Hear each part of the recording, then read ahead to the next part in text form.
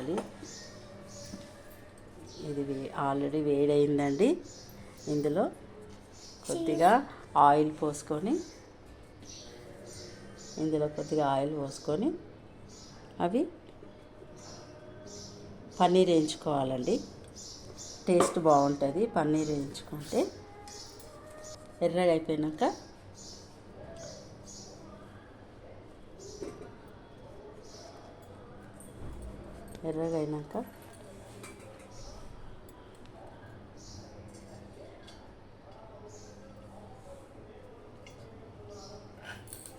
Next వీడియోలో మీకు చూపెడతానండి. పన్నీర్ వేయించుకున్నాక నేను ప్రాసెస్ మళ్ళీ ఎట్లా చేయాలి ఏం చేయాలి చెప్తానండి. వేస్తున్నానండి ఆయిల్లో. ఇది ఇంట్లో చేసిన పన్నీర్ అండి. ఇది మా అమ్మాయి వాళ్ళ ఇంట్లో చేస్తున్నాము.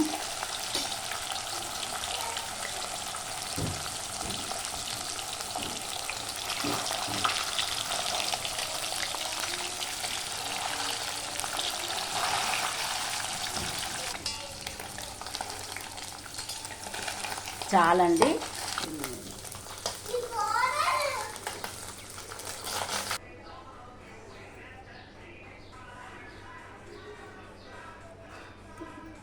భోజ్వారి ఆకు ఫ్రెష్దండి. భోజ్వారి ఆకు వేస్తున్నాము. గరం మసాలా కూడా వేస్తున్నామండి. కావాల్సింది స్టార్టింగ్ గరం. నెక్స్ట్ ఉల్లిపాయ పేస్ట్ అండి. ఉల్లిపాయ పేస్ట్ వేస్తున్నాను. మన ఇష్టం అండి, గ్రేవీకి తగ్గ ఉల్లిపాయ పేస్ట్ అండి. కొద్దిగా నేను ఎక్కువనే వేస్తున్నానండి ఇందులో ఉల్లిపాయ పేస్టు. ఇది బాగా మంచిగా ఎర్రగా అయినాక అల్లం వెల్లుల్లి పేస్టు వేస్తున్నానండి. తగినంత పసుపు, అల్లం వెల్లుల్లి వేస్తున్నానండి. కొద్దిగా నూనె పైకి తేలింది కదా, అల్లం వెల్లుల్లి పేస్ట్ వేస్తున్నాను. ఫ్రెష్ది మంచి స్మెల్ కూడా వస్తుంది. ఇప్పుడు నెక్స్ట్ అండి టమాటా ప్యూరీ వేస్తున్నానండి. 2 కప్స్ వేస్తున్నానండి.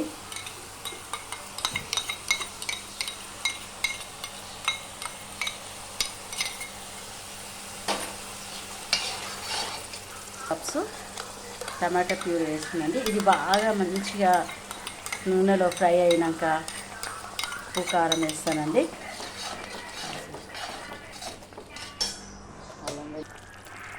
నెక్స్ట్ కారం అండి. తగినంత కారం వేసుకోవాలి. ఇప్పుడు నూనె తేలింది కదా, ఆనియన్ పేస్టు, టమాటో పేస్టు, అల్లం వెల్లుల్లి ఇవన్నీ వేసుకున్నాం కదా. ఆయిల్ పోయింది. ఇప్పుడు కారం వేసుకుందాము. కొంచెం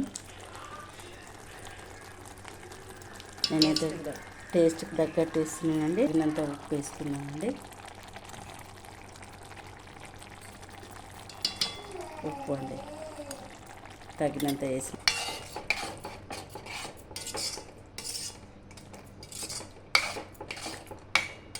ఇది 10 నిమిషాలు ఆయిల్ లేనంత వరకు మూత పెట్టుకోవాలండి.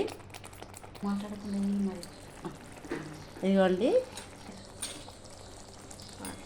ఆయిల్ వేలింది చూడండి, ఎంత మంచిగా ఫ్రై అయింది. ఆనియన్ పేస్టు, టమాటో పేస్టు మొత్తం చాలా మంచిగా అయింది గ్రేవీ. నెక్స్ట్ మనము ఇప్పుడు పన్నీర్ వేసుకోవాలండి. ఇందులో నేను ఆయిల్లో వేయించుకున్న పన్నీరు నేను వేడి నీళ్ళల్లో మంచిగా సాఫ్ట్గా కావడానికి వాటర్లో వేసినానండి.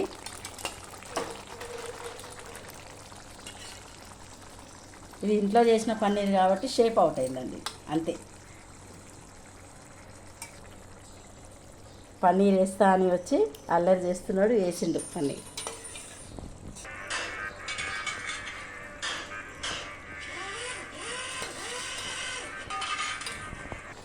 ఇదిగోండి పన్నీర్ కర్రీ. ఇది మళ్ళీ మంచిగా గ్రేవీ దగ్గరికి అయ్యి ఆయిల్ మంచిగా పైకి తేలాలండి. తేలాక నెక్స్ట్ కాజు పేస్ట్ వేస్తానండి లాస్ట్కి. కలి అంటే వాటర్ కూడా పోసుకోవచ్చండి, కానీ నేనైతే వాటర్ పోయట్లేదు, కొద్దిగా పోసాను. ఇది మొత్తం మంచిగా దగ్గరికి కావాలండి, ఆయిల్ మొత్తం పేరుకొని రావాలి. చూడండి బాగా ఇట్లా దగ్గరికి అవుతుందండి. బాగా దగ్గరికి అయినాక కస్తూరి మేతి వేయాలి, కాజు పేస్ట్ వేయాలి, కొంచెం బటర్ కూడా వేయాలండి. అప్పుడు కానీ మంచిగా గరం మసాలా టేస్ట్ అవుతుంది. మంచిగా బటరు అది అన్నీ వేస్తే టేస్ట్ అవుతుంది. మళ్ళీ తర్వాత వీడియోలో పెట్టుకునండి. కొంచెం మూత పెట్టుకుందాము. ఇదిగో నూనె తేలిందండి.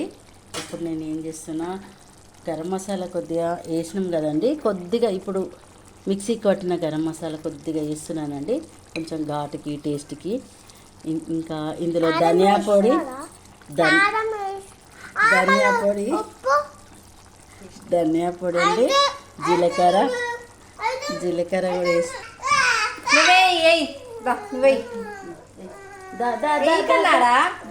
రైట్ హ్యాండ్తో ధనియా పొడి వేసి వడియాలు ఏం అవసరం లేదు, వేసుకుంటే చాలు. ఓకే. కొంచెం కారం వేస్తాడంట అమ్మ. కారం వేస్తావా నాన్న? కొంచెం వేయాలి నాన్న కారము.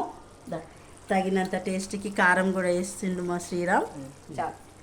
చాలా అమ్మ, మళ్ళీ కారం ఎక్కువైపోతుంది, రాయొద్దు. చాలు కన్నా ప్లీజ్, ఆల్రెడీ కారం వేసినట్టు శ్రీరామ్.